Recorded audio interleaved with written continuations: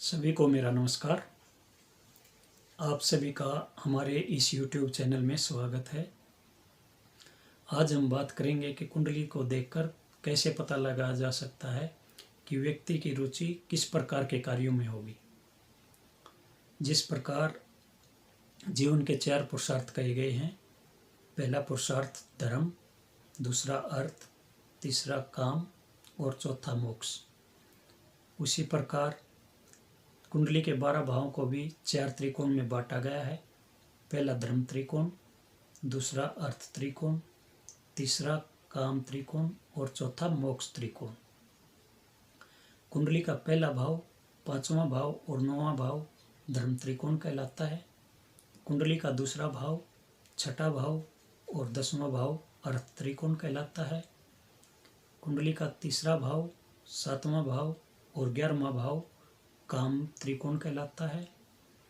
कुंडली का चौथा भाव, 8वां भाव और 12वां भाव मोक्ष त्रिकोण कहलाता है। इस प्रकार अगर कुंडली के पहले भाव में, 5वें भाव में और 9वें भाव में यानी कि धर्म त्रिकोण भाव में ज़्यादा ग्रह होते हैं तो व्यक्ति की रुचि धार्मिक कार्यों में होती है।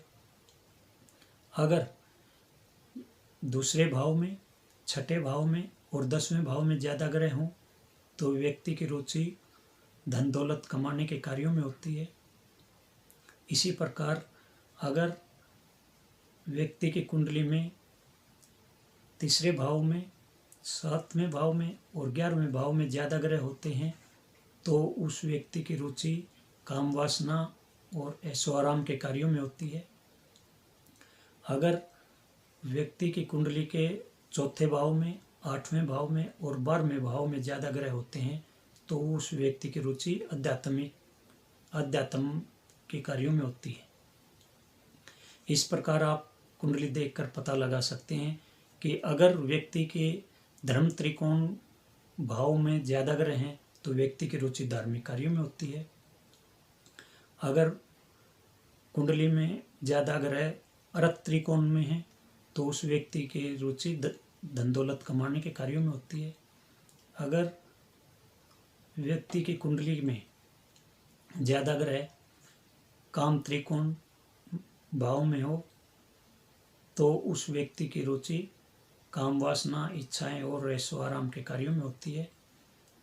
अगर ज़्यादा ग्रह मोक्ष त्रिकोण में हो, 4-8 भाव में हो तो उस व्यक्ति की रुचि अध्यात्म के कार्यों में होती है।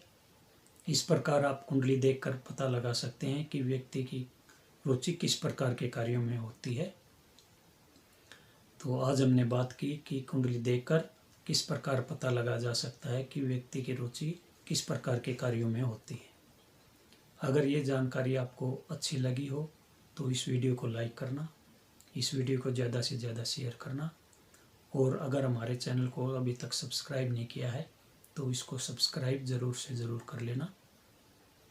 आप सभी का बहुत बहुत धन्यवाद।